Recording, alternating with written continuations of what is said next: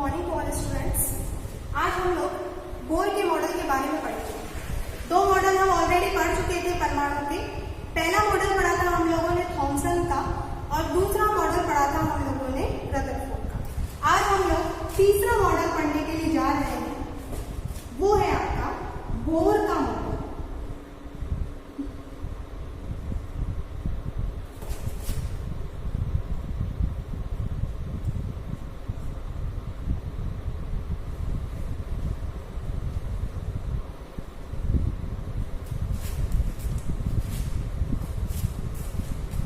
Bore का परमाणु model. Bore ने क्या कहा था कि जब कोई इलेक्ट्रॉन नाभिक के चारों ओर गति करेगा या चारों ओर चक्कर लगाएगा तो इलेक्ट्रॉन जो है वो ना तो ऊर्जा की हानि करेगा और ना ही ऊर्जा का ग्रहण करेगा। क्या कहा उसने, फिर से सुनो कि जब इलेक्ट्रॉन नाभिक के चारों ओर चक्कर लगाता है तो ना तो वो इलेक्ट्रॉन को ग्रहण करता है, ना तो वो ऊर्जा का ग्रहण करता है और ना ही वो ऊर्जा की हानि करता है।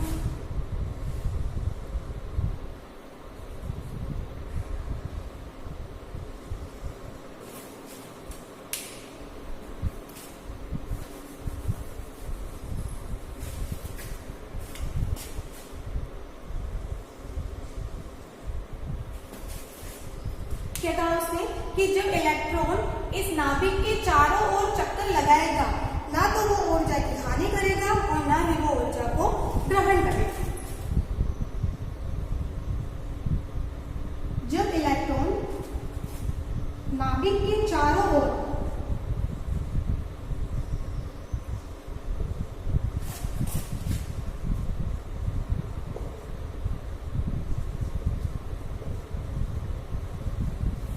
चक्कर लगाते हैं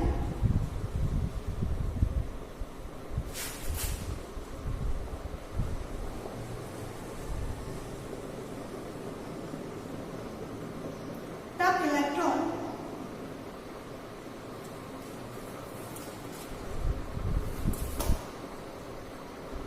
ना तो ऊर्जा की हानि करता है ना तो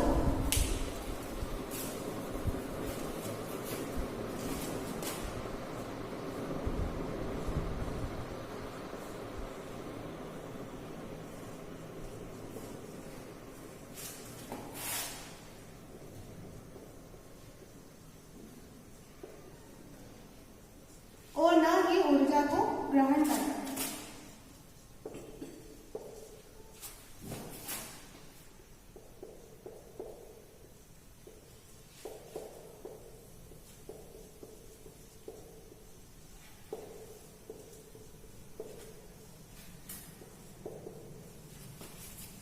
ये कहा उसने, किसने, बोर ने, कि जब इलेक्ट्रॉन नाभिक के चारों ओर गति करता है या चारों ओर चक्कर लगाता है तो ना तो वो ऊर्जा की हानि करेगा और ना ही वो ऊर्जा को ग्रहण करेगा। तो फिर वो करेगा क्या, ना वो हानि कर रहा है ना वो ग्रहण कर रहा है। तो हम अच्छे से जानते हैं कि नेगेटिव और पॉजिटिव के बीच में आकर्षण होता है। अगर ये आकर्षण हो रहा है तो ये इलेक्ट्रॉन नाभिक की तरफ क्यों नहीं जा रहा है। हमें पता है कि पॉजिटिव और नेगेटिव या दो आवेशों के मध्य में क्या होता है, आकर्षण होता है। अपोजिट आवेश के मध्य में क्या होता है, आकर्षण होता है। और अगर आकर्षण हो रहा है तो ये इलेक्ट्रॉन इस नाभिक के पास जा क्यों नहीं रहा है, क्यों नहीं खिसक रहा है इसकी तरफ। वो इसलिए नहीं खिसक रहा है क्योंकि इन दोनों के बीच में जो बल लग रहा है बिल्कुल उसी तरीके से इलेक्ट्रॉन के बाहर भी एक बल कार्य कर रहा है। देखो इसको ऐसे समझो, बचपन में हम लोग गर्ल्स खास तौर पे एक गेम खेला करते थे, है ना, वो फुंदे क्रॉस वाला, है ना। जब हम लोग एक गेम खेलते थे तो हम एक दूसरे को ऐसे खींच के और ऐसे चक्कर लगाते थे, है ना। सामने वाला भी खींचता था और हम भी खींचते थे। हो क्या रहा था, दोनों ही खींच रहे थे एक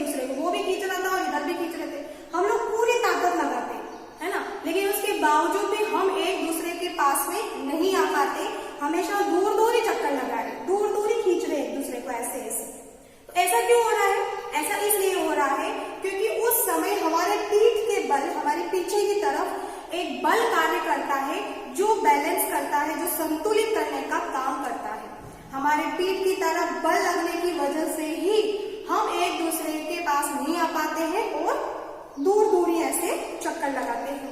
तो वो कौन सा बल है जो हमें संतुलित कर रहा है, जो इस इलेक्ट्रॉन को इस नाभिक के पास नहीं आने दे रहा है? वो कौन सा बल है? वो बल है अभिकेंद्री बल।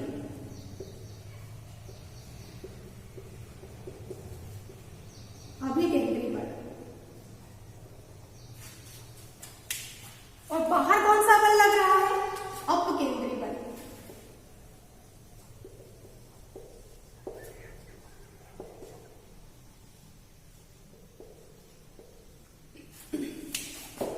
कहने का क्या मतलब हो गया कि जब इलेक्ट्रॉन नाभिक के चारों तरफ चक्कर लगाता है, ठीक है, जब इलेक्ट्रॉन नाभिक के चारों तरफ चक्कर लगाता है तो परमाणु के अंदर की तरफ और बाहर की तरफ दो प्रकार के बल कार्य करते हैं।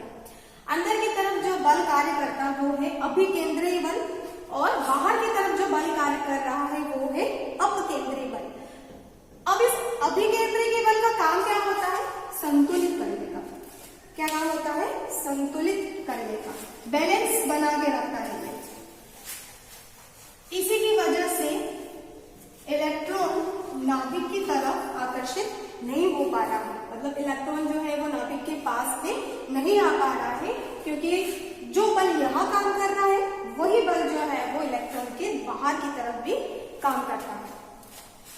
अभिकेंद्री की जो बल है वो हमेशा दो आवेशों के मध्य लगता है।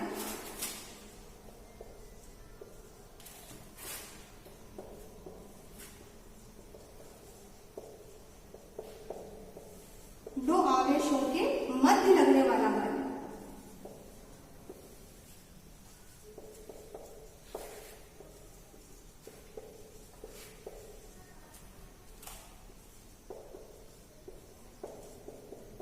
दो आवेशों के मध्य में लगता है। दूसरी बात यह है कि इसी अभिकेंद्री बल का एक नाम और है, उसे कहते हैं हम लोग स्थिर विद्युत आकर्षण बल। स्थिर विद्युत आकर्षण बल।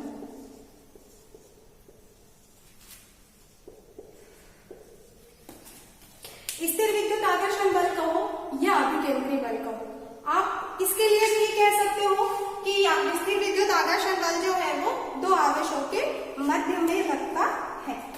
तो ये हो गई पहली बात। अगर मैं ये कहूं कि अभिकेंद्री की बल को नाम दे देती हूँ F1 और अपकेंद्री की बल को नाम दे दूं मैं F2, तो क्या हो जाएगा?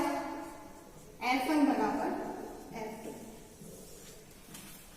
मतलब क्या होगा कि परमाणु के अंदर लगने वाला अभिकेंद्री की बल और परमाणु के बाहर लगने वाला अपकेंद्री बल दोनों ही क्या होते हैं? बराबर होते हैं, है ना। अब जैसे हमने क्रॉस वाला देखा था, अगर हम दोनों ही बराबर अगर एक दूसरे को खींचेंगे नहीं तो क्या होगा कि अगर थोड़ा सा भी अगर हमने ढील दी तो हम गिर जाएंगे या सामने वाला गिर जाएगा। तो दोनों ही तरफ बल कैसा होना चाहिए? बराबर का होना चाहिए, तभी तो बैलेंस बनेगा, तभी तो संतुलित होगी चीजें। तो ये क्या था? उसका पहला पॉइंट था। दूसरा पॉइंट देखो,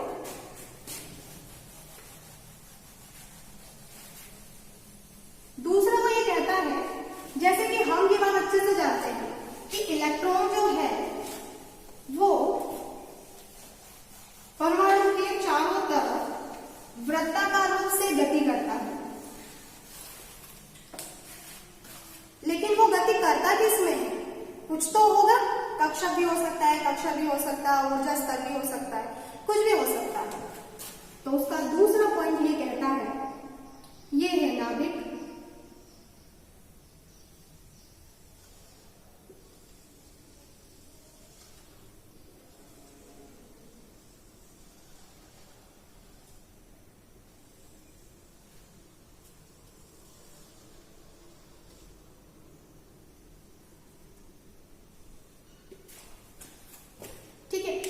यहाँ पर हर जगह क्या होते हैं?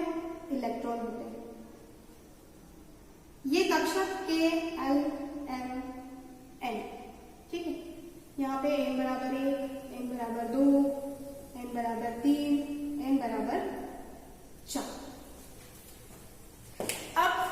वो ये कह रहा है कि इलेक्ट्रॉन जो है वो नाभिक के चारों तरफ कक्षक में वृत्ताकार रूप से गति करता है। ये वृत्ताकार गति तो है, इलेक्ट्रॉन क्या कर रहा है, कक्षक में वृत्ताकार रूप से गति कर रहा है।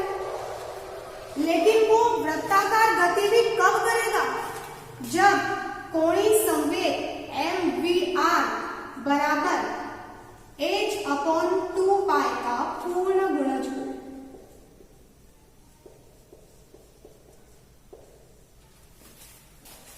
mvr का मतलब होता है कोणीय संवेग।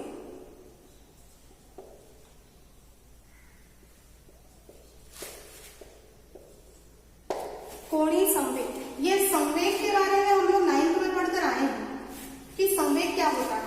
थोड़ा सा समझ लो संवेग क्या होता है। कोई भी वस्तु है, किसी भी वस्तु के द्रव्यमान को अगर हम उसके वेग से v से गुणा कर दें, किसी भी वस्तु के द्रव्यमान को अगर हम उसके वेग से गुणा कर दें तो वो क्या कहलाता है, संवेग कहलाता है। और संवेग हमेशा सीधा गमन करता है ऐसे। और कोणीय, अगर कोई वस्तु ऐसे गोल गोल घूम रही है, वृत्तीय गति कर रही है, तो वो क्या कहलाता है, कोणीय कहलाता है। क्योंकि हम जानते हैं कि इलेक्ट्रॉन हमारे वृत्ताकार रूप से गति कर रहे हैं, तो ये संवेग कौन सा होगा, हमारा कोणीय संवेग होगा। तो वो दूसरा पॉइंट क्या कह रहा है कि इलेक्ट्रॉन जो है वो नाभिक के चारों तरफ वृत्ताकार कक्षा में गति करते हैं, लेकिन वो गति तब करेंगे जब उनका कोणीय संवेग जो है वो h/2π का पूर्ण गुणज हो। अभी पूर्ण गुणज क्या होता है, ये n है ना, n यहाँ पे संख्या n बराबर 1, n बराबर 2, n बराबर 3, एंड सो ऑन इंफिनिटी तक, ठीक है। अब देखो, मान लो हम स्कूल से पिकनिक गए, ठीक है, पिकनिक गए, वहां पर हम होटल में रुके, एक तरफ बॉयज का और एक तरफ गर्ल्स का कमरा हम लोगों ने डिवाइड किया, ठीक है। ये होटल, बॉयज का अलग, गर्ल्स का अलग। अब वहां के प्यून ने हमें ये कहा कि बॉयज को वो वाला कमरा मिलेगा जो 10 का पूर्ण गुणज हो, और गर्ल्स को वो वाला कमरा मिलेगा जो 3 का पूर्ण गुणज हो। इसका मतलब क्या हो गया, बॉयज को कौन कौन से कमरे मिल सकते हैं, 10 तो खुद मिलेगा ही मिलेगा, क्योंकि n बराबर 1 गुणित 10 बराबर 10 हो गया पूर्ण गुणज। 20 नंबर का मिल सकता है, 10 गुणित 2 बराबर 20, 30 का भी मिल सकता है और 40 का भी मिल सकता है। गर्ल्स को कौन सा कमरा मिल सकता है, 3 खुद मिल सकता है, 6 मिल सकता है, 9 मिल सकता है और 12 मिल सकता है। तो इसी क्या कहते हैं हम लोग, पूर्ण गुणज। ये होता है पूर्ण गुणज होना। तो वो क्या कह रहा है दूसरे पॉइंट में कि इलेक्ट्रॉन जो है वो नाभिक के चारों तरफ वृत्ताकार कक्षा में गति करते हैं, और वो तब करेंगे जब कोणीय संवेग h/2π का पूर्ण गुणज हो। इसका तीसरा और लास्ट पॉइंट और है,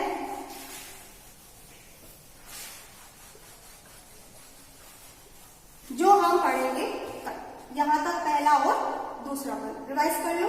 पहला पॉइंट क्या था, पहला पॉइंट ये था कि जब इलेक्ट्रॉन नाभिक के चारों तरफ जब चक्कर लगाते हैं तो ना तो वो ऊर्जा की हानि करता है और न ही वो ऊर्जा को ग्रहण करता है।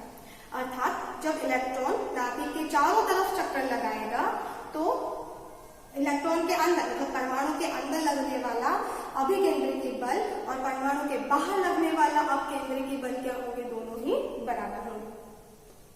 दूसरा पॉइंट उसने क्या कहा कि जब इलेक्ट्रॉन नाभिक के चारों तरफ वृत्ताकार रूप से गति करता है या वृत्तीय रूप से चक्कर लगाता है किसी भी कक्षक के अंदर, तो वो गति तब करेगा जब कोणीय संवेग mvr बराबर क्या हो, h/2π का पूर्ण गुणज हो। मतलब इलेक्ट्रॉन तब गति करेगा जब h/2π का पूर्ण गुणज हो।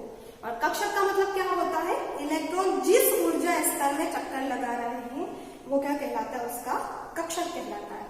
तीसरा पॉइंट है लास्ट, वो हम पढ़ेंगे कल।